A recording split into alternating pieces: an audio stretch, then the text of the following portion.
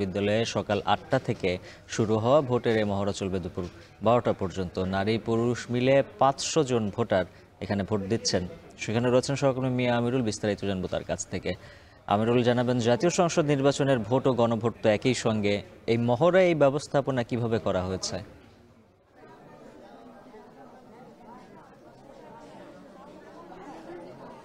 উজ্জ্বল, আমরা সকাল ৮টার পর থেকে এখানটায় মক ভোটিং কার্যক্রম দেখছিলাম এবং কিছুক্ষণ পরেই আমরা দেখেছিলাম যে ইসি সচিব এসেছিলেন এবং কিছুক্ষণ আগে প্রধান নির্বাচন কমিশনারও এসেছিলেন। সবার মধ্যে যে একটি বিষয় আমরা দেখেছি ভোটারদের, বিশেষ করে যে গণভোট নিয়ে অনেকেই কিন্তু এখন পর্যন্ত খুব একটা অবগত না, কিংবা গণভোটে যে বিষয়গুলো রয়েছে তারা কি হ্যাঁ কিংবা না ভোট দিবেন, তারাও কিন্তু সে বিষয় নিয়ে একটি সন্দেহের মধ্যে রয়েছেন। আপনাকে যদি আমি এখন দেখাই যে ভোটের কার্যক্রম ইতিমধ্যে ৩ ঘন্টা পেরোলো ভোট শুরু হয়ে, এখন 11টা বাজে, 12টা পর্যন্ত ভোট চলার কথা রয়েছে।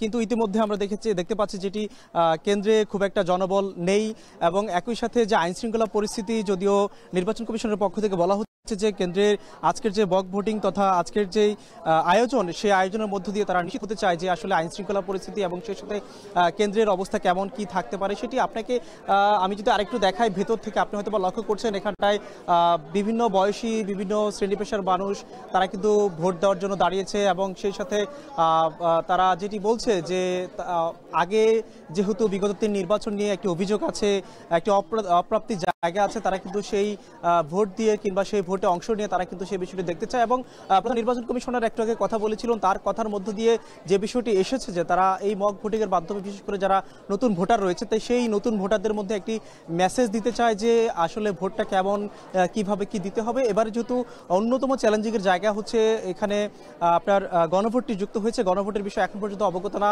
সেটি নিয়ে কথা বলেছে প্রধান নির্বাচন কমিশনার, যেটি বলছিলেন যে গণভোট নিয়ে তারা ব্যাপক প্রচারণা চালাবে, সেটি সরকার এবং নির্বাচন কমিশন যৌথভাবে। আপনাকে যদি আমি একটু কক্ষের কেন্দ্রের ভিতরটা দেখাই, যে যেটি লক্ষ্য করছেন এখানটা কিন্তু যারা ভোটার তারা কিন্তু এসেছেন এবং সেই সাথে যে ভোটের যে কর্মকর্তা যারা রয়েছেন, পোলিং এজেন্ট রয়েছে, তারা কিন্তু ভোটারদেরকে বুঝিয়ে দেওয়ার চেষ্টা করছেন এবং সেই সাথে এখানে কিন্তু ব্যালটগুলো আমরা দেখতে পাচ্ছি, এখানে আলাদা ব্যালট করা হয়েছে সংসদ নির্বাচন এবং সেই সাথে গণভোটের জন্য। সব মিলিয়ে যেটি মনে হচ্ছে যে এই মক ভোটিং এর মধ্য দিয়ে হয়তো কিছু একটা নির্বাচন কমিশন ভালো মেসেজ দেওয়ার চেষ্টা করছেন, তবে এটি পুরোপুরি মনে করছে না ভোটার এবং সেই সাথে যারা গণমাধ্যম কর্মী রয়েছে, যেহেতু এখনো অনেক বিষয়ে নির্বাচন কমিশন কিংবা সরকারের পক্ষ থেকে সেইভাবে প্রচারণা হয়নি কিংবা জানা যায়নি।